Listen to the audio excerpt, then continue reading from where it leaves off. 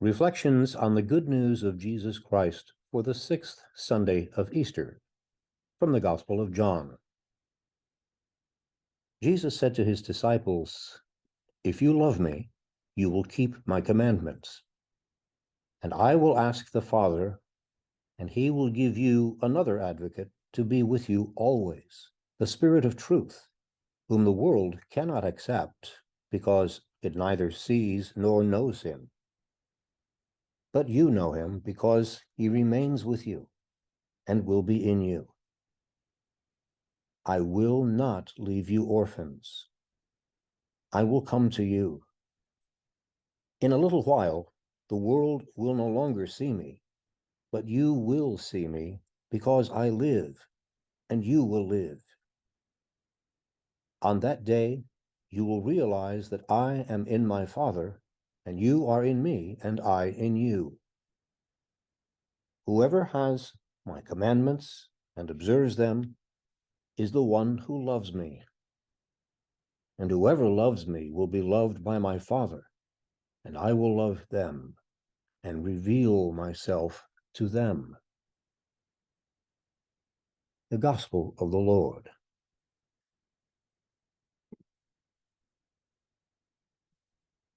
Love, and then do as you will. No, those are not my words. They are from the writings of St. Augustine, a 4th century doctor of the Church, his summary of the great commandment we heard again from Jesus in today's Gospel. Once again, we are at the Last Supper. Jesus is certainly aware how the next 24 hours will play out. Judas has put his plan into motion.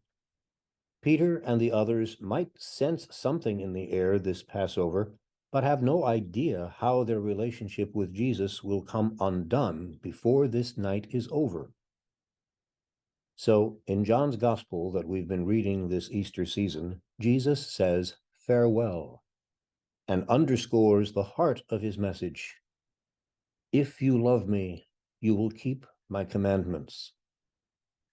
Whoever has my commandments and observes them is the one who loves me. It seems that love is easier to describe than to define. Like great art, you know it when you see it. So let's begin by seeing if we can recognize love in these stories. A remarkable Hasidic rabbi, Levi Yitzhak of Berdichev in Ukraine, used to say that he had discovered the meaning of love from a drunken peasant. The rabbi was visiting the owner of a tavern in the Polish countryside. As he walked in, he saw 2 peasants at a table. Both were gloriously in their cups. Arms around each other, they were protesting how much they loved each other. Suddenly, Ivan said to Peter, "Peter, tell me what hurts me." Bleary-eyed, Peter looked at Ivan. "How do I know what hurts you?" Ivan's answer was swift. "If you don't know what hurts me, how can you say you love me?" Another story. A boy was consistently coming home late from school. There was no good reason for his tardiness, and no amount of discussion seemed to help. Finally, in desperation, the boy's father sat him down and said, "The next time you come home late from school, you are going to be given bread and water for your supper, and nothing else. Is that clear, son?" The boy looked straight into his father's eyes and nodded. He understood perfectly. After a few days, the boy came home even later than usual. His mother met him at the door, but didn't say anything. His father met him in the living room, but he didn't say anything either. That evening, however, when they sat down together at table, the boy's heart sank to his feet. His father's plate was filled with food, as was his mother's. But his own plate contained only a single slice of bread. Next to his plate was a lonely glass of water. The boy stared first at the bread, then at the glass of water. This was the punishment his parents had warned him about. To make it worse, tonight he was absolutely starving. The father waited for the full impact to sink in. Then he quietly took his son's plate and placed it in front of himself. He then took his own plate filled with food and put it in front of his son. The boy understood what his father was doing. The father was taking upon himself the punishment that he, the boy, had brought upon himself by his own delinquent behavior. Years later, that same boy, now a grown man, recalled the incident and said, "All my life, I've known what God is like by what my father did that night." Brothers and sisters, my deepest desire, true for all of us, is to love and to be loved. But so often you or I might settle for far less. Our desire is for love, but maybe we're settling for being appreciated, being popular, being successful, being powerful, being well off. Now, there's nothing wrong with any of those, but none of them is love. And none of them satisfy our desire for love, given and received. Of course, it is understandable. From early childhood, it has been instilled in us that everything has to be earned. Money, yes, and career, but also recognition, affirmation, gratitude, even affection. But this deepest desire, the desire for unconditional love, is a desire for something that cannot be earned. It can only be given, and it can only be received as gift. Who wants me? Not who wants something from me, but who wants me? Answer: God. God's desire is for me. God wants me without condition. And unconditional love cannot be earned. Unconditional love also cannot be lost. And if that sounds too good to be true, check it out for yourself. It's in the 8th chapter of Paul's letter to the Romans. That's exactly what he's saying. This is the good news, the gospel that Jesus came to bring us. What better news could there possibly be? The disciples at the Last Supper would learn this, but only gradually. True conversion, which means finally becoming open enough and free enough to accept all of the love God has for us, true conversion takes a lifetime. Jesus couldn't do it with the 12 in 3 years of daily life together. So don't expect and don't trust so-called overnight conversions. With enough eloquence, or enough pressure, a tactic some parents have been known to use with their children, you can change a person's ideas, a person's behavior, perhaps even a person's attitude. You can do all that, but still not have their heart.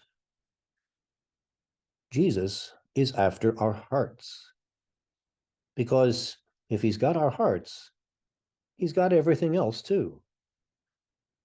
But note, I will not give my heart to someone who makes me feel guilty.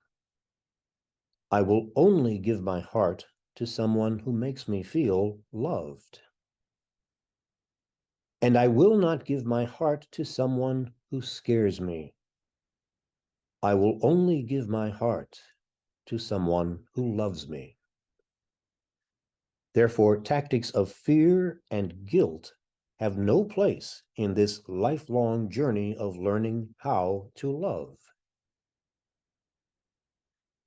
Genuine love, then, is not a synonym for like, nor is it a feeling like anger or affection or lust, which we share with other animals.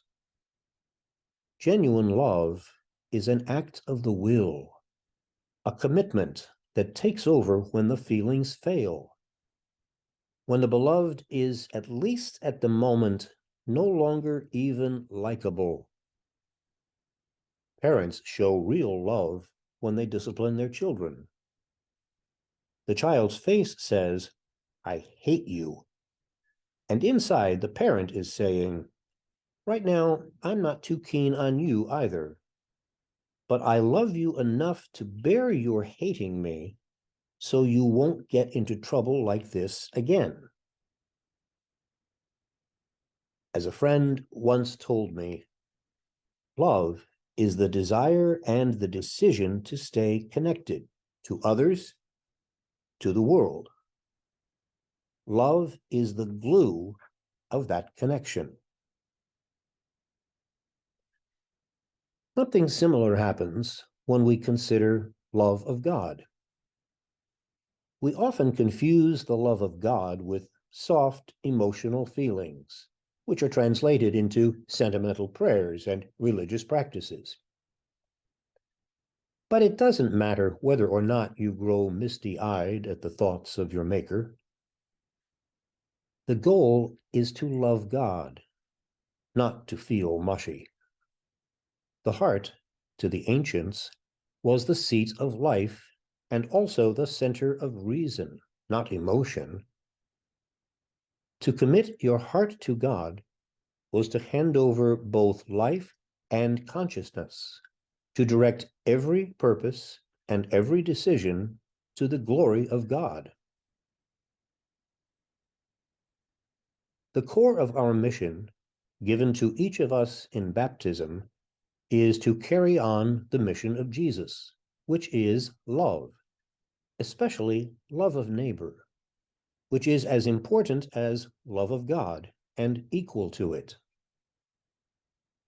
A great spiritual writer of the last century, Simone Weil, wrote that the substance of love is attentiveness, seeing people as they are here and now, not as they are in my memory when they did that terrible thing, or in my imagination as they might be as soon as they start listening to me, or my projection, seeing weaknesses in them that are actually in me.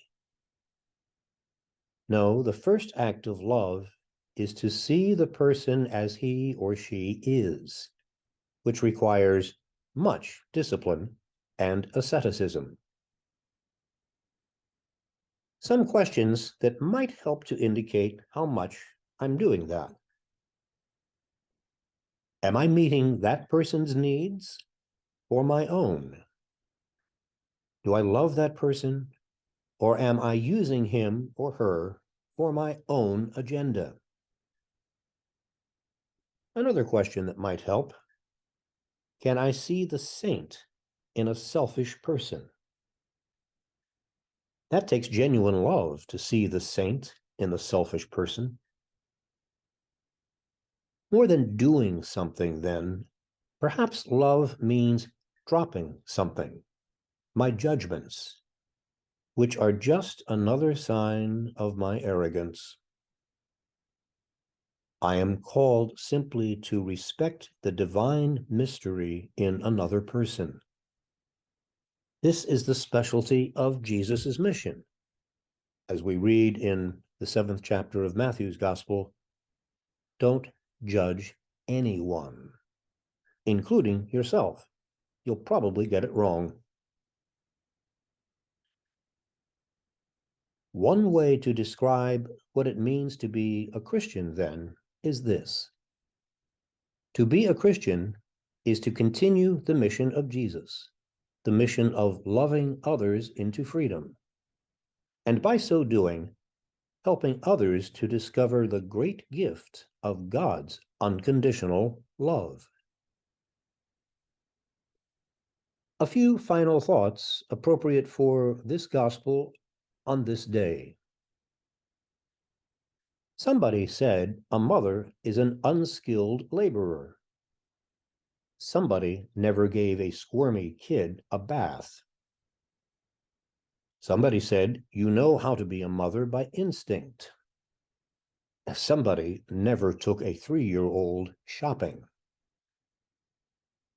Somebody said that good mothers never yell at their kids. Somebody's child never sent a baseball through a neighbor's picture window. Somebody said a mother can find all the answers to her child-rearing questions in books. Somebody never had a child stuff beans up his nose. Somebody said a mother always adores her children. Somebody never tried to comfort a colicky baby at 3 a.m. Somebody said a mother can do her job with her eyes closed and one hand tied behind her back. Somebody never organized 7 giggling brownies into a cookie-selling brigade. Somebody said the hardest part of being a mother is labor and delivery. Somebody never watched her baby get on the bus for the first day of kindergarten. Somebody said, your mother knows you love her, so you don't have to tell her. Somebody isn't a mother. The vocation of motherhood mirrors the demanding love of Christ. Happy Mother's Day, and thanks for listening.